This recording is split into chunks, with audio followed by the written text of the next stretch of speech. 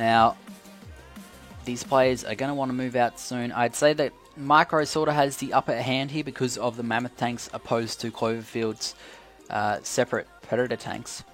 The Mammoth tanks obviously can deal a lot more damage. And there we go, we can see him moving out. He's got a couple of snipers out. Those are going to be to take out the zone troopers. And Cloverfield is backing off as if he already knows that Micro is coming. I saw a radar scan come up over here, but I think it was a bit too far away to actually see the forces. So it may just be a precaution that he's retreating that wee little bit. And a couple more snipers coming out. He's got 4 snipers out now. That's quite enough. I mean, there's only 2 zone trooper squads. So here we go. This is going to be the determining battle. We've also got a Juggernaut in the mix to provide that artillery support. And, whoa, he's turning around. No, he's not. The Predators are just regrouping. And this is going to be it. This is D-Day right here. Micro has lined up his forces. There goes the Juggernaut firing the first shot. A Harvester coming into the mix, but he's getting destroyed. And Cloverfield is charging forward. This is going to be the decider. We can see 6 Mammoth tanks coming in and quite a few Predator tanks from Cloverfield. We're going to put on the health bars, but this is going to definitely go to Micro as those Mammoth tanks just do way too much damage, I believe. Actually, I think I spoke too early. It looks like Cloverfield is doing quite well. He's got 1, 2, 3, 4, 5, 6, 7 Predator tanks. Only 1 Mammoth left for Micro. And that Juggernaut also goes down there. And very, very nice work from Cloverfield. I actually expected Micro to come out way on top of that. But it turns out that was not the result. And we can see some refineries getting sold off there because they are absolutely unneeded. And the cash would be quite handy to have.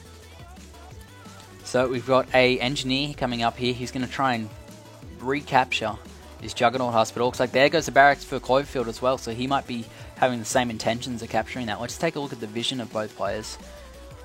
Looks like we've got a bug there because the Juggernaut disappeared again. So Cloverfield actually can't see the forces of Micro sitting right here, so he's going to come in and try and capture that Juggernaut. He's going to be met with a nasty surprise. And look at this. Is he going to capture it? Yes, he gets into the Juggernaut, but it's going to go straight down again because there's Predator tanks waiting for it. That was a waste of an engineer right there. $500 down the drain. But we got a couple of... Oh my god. I was going to say a couple of Mammoth tanks, but it looks like the EMP is going to go down there. That's going to do massive damage to the infantry. Also going to EMP...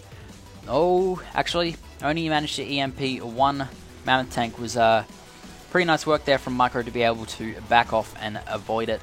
And it looks like Cloverfield has got the upper hand in this battle because both of these Mammoth tanks are going to go down.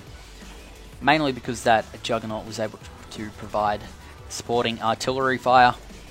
And very, very foolishly of Micro, I might say, he's keeping the pressure on. It's a very, very stale sort of game at the moment. Both players just having to sit in their base and whittle away at each other with little tiny unit mixes, so it's kind of hard to say what's going to happen because it could go absolutely either way.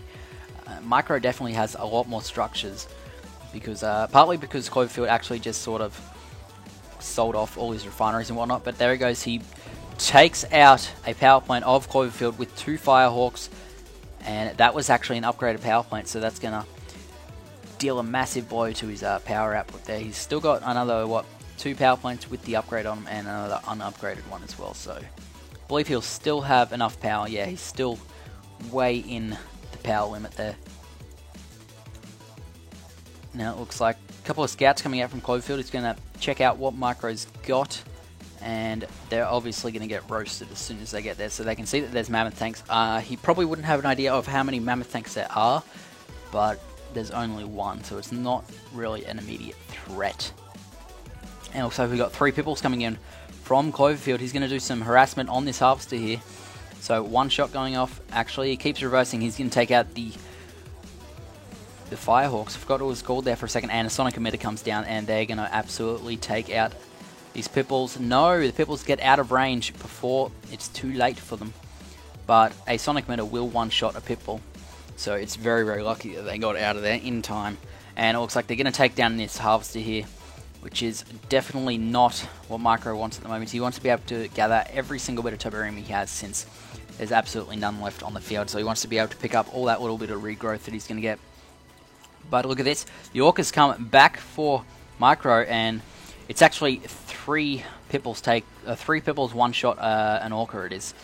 So they were doing alright until this Sonic Emitter ruined their party and absolutely chugged it down. And there we go, the last Pipple. So very effective harassment there. He managed to take out a Firehawk and three Orcas. So very, very nice. And if we take a look at the Mammoth Tank situation, there's 3 Mammoth Tanks, I believe, for Micro. And it'd probably be beneficial just to move this Orca over to the other field and sell one of them off so you can just get that little bit of surplus cash. Now, if we take a look at the structures, we've just got an MCV, a couple of useless refineries since there is absolutely no Tiberium, and he's got 2 war factories and tech center. So he's got a limited number of structures. Actually surprised that he's making from both of these at once. No, he's only making from one of them. And he's really only going to be able to produce from one because of his lack of economy. So he may as well sell off another one. But if we take a look at Micro, he's kept a lot of his structures. He's got airfields, he's got lots of power plants, he's got refineries, he's got tech buildings, he's even got an armory. He's got the whole shebang going on here. But it's not very useful to you when you only have like a couple of mammoths and a couple of rockets. So he definitely needs to get his forces back up. I can hear the EMP going down there. Going to go down on this force. That was critical. He's going to be able to roll in with his mammoths, absolutely take down all this. There's only 4 Predators and 3 Pipples that are actually still operational at the moment, and this is going to be very, very brutal for Clover. There we go. They come back online, but I guess it's a bit too late. The absolute destruction of this army is happening right here. All the Predators going down. Down goes the Juggernaut. Looks like Rocket Squads are backing this up. And it looks like the last Mammoth Tank there goes down for Micro. And looks like Cloverfield's actually doing a pretty damn good job of picking up all the dead husks. And one actually goes down there, unfortunately. So these tanks are rolling into the base of Micro. A Sonic Emitter wasn't actually able to fire. That must have been just out of range. There it goes. It just fires. It's like it was stunned for some reason. But that Juggernaut's going to be able to sit there and just shoot it from afar. But here come the Orcas. They're going to take down the Juggernaut, which is the most dangerous threat at the moment because it can actually attack your base from afar. And there we go. We've got a couple of Predators coming in. But Micro, he sells off that Tier 4 tech center there to get the Zone Trooper out, and he can just shoot up the remainder of these vehicles because Predators do absolutely, well, not absolutely no damage, but very little damage to that of a Zone Trooper. Whereas the Zone Trooper will just absolutely chew a Predator for breakfast. So, very, very close game, and I mean, very stale game, I may say myself, because absolutely nothing is happening. It's just little attack by little attack, and I mean, what else can you say? Nothing. And it's actually Engineer coming out for Micro there, but Cloverfield, again, he's being very, very proactive with the capturing of these husks. So, very good idea. Because in Tiberium Wars, I mean, a few husks can mean the game. I remember back in the, when Tiberium Wars was being played a lot, I've seen many and many a replay where the whole thing was just decided by how many Avatar husks or how many Juggernaut husks were captured. And we can see the mortar upgrades actually being purchased there for the Pipples of Cloverfield. He may use those to do some little hit and run attacks. If he was to come down the south side of the map, I mean from the west through to the south, probably have to take out a couple of power plants with those, with the Pipple mortar Pipples, because they do quite a bit of damage to structures as well. And it looks like this Juggernaut is coming into the fight. He's shooting up the Mammoth Tank, doing quite a bit of damage just from one volley. And he sets down his feet and bam, absolutely rolls one single rocket squad. I'm just waiting for one of these players to, jump out of their seat and just launch. I mean, there's 4 Mammoth Tanks, 3 Predators, a couple of Pipples, and that Juggernaut. So, the longer that Micro waits, the more the more damage that Juggernaut's going to do. But very, very nicely here. There are the Orcas coming through, and they take out the Juggernaut before the Pipples can pick him off, and it looks like he was trying to lure those Pipples into his Mammoth Tank army as well, but was unsuccessful. So 5 Mammoth Tanks we've actually got out. I am very surprised at how this players can constantly produce units still, I guess. You may be able to get quite a bit of money just from the regrowth of Tiberium. Actually, let's take a look at how much money each player has. Micro has like $1. Cloverfield has about 1,500. So Cloverfield can go buy a very, very shit car, whereas Micro can go buy a Mars bar. There we go. This engineer is going to come and capture that Juggernaut, and I very well believe that that one single Juggernaut can seal the deal for Micro.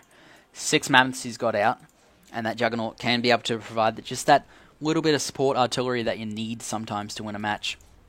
So he's going to move in, and I mean, 1, 2, 6 Predators there. Some of them not even full health, one of them only about half health, and there's also 4 Pipples there. So this is your time, Micro. You need to move in right now to destroy what Cloverfield has left before he can rebuild. And he's also just bringing in a couple of Orcas there. He just about took out a Sonic Emitter. I mean, leaving it on like 1/10 of health. So one single shot from the Juggernauts or one single shot from the Mammoth Tanks will be able to take that one down. And then I'm pretty sure he'll just be able to roll through the base and do the damage that's needed. Down goes the Predator there as well. And the one Juggernaut takes one single shot at the Sonic Emitter and takes it down. We can actually see a Juggernaut out for Cloverfield. That's going to help him, but I doubt it's going to be too much. And this is not what you want. You do not want your tanks clumping when there's Juggernauts on the field, because that Juggernaut will be able to do damage to multiple targets at once, which is the very, very last thing you want in like a very tight situation as it is at the moment. But it looks like down go the tanks from Cloverfield. This is going to be game. There's only 2 Juggernauts out, and we just need those Mammoth Tanks to move forward. Don't just sit there, buddy. Move forward. Use your railguns to take out the Juggernauts. This is going to be game right here. A very, very intense game. I may say so myself. Very, very stale at the start because of the lack of harassment. But there we go. Cloverfield has been defeated. So Micro owns all, taking out Cloverfield in that very intense game on Downtown Dust Bowl. It was number 2 of the 30 casts. Quite a long game as well. 27 minutes 14. I want to take a look at the money. Micro actually just got 10 grand more than Cloverfield, so very close economy-driven game right there. So thanks for watching this one. Be back tomorrow for Cast of the Day number 3.